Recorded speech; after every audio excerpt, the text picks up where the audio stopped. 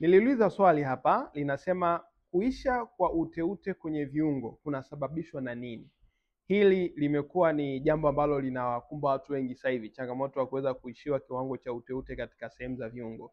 Sasa sababu ambazo zinafanya kuishiwa kiwango cha uteute, kwanza huwa ni umri kwenda. Umri unapozidi kwenda, mwili huwa unapoteza ule ubora wa kurudisha kiwango cha uteute na gedu.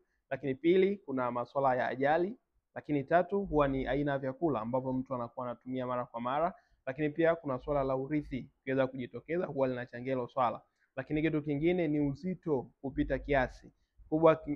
Tatizo lingine, sababu nyingine huwa ni aina ya kazi ambayo mtu anakuwa anafanya, aidha kuinama sana, kusimama sana.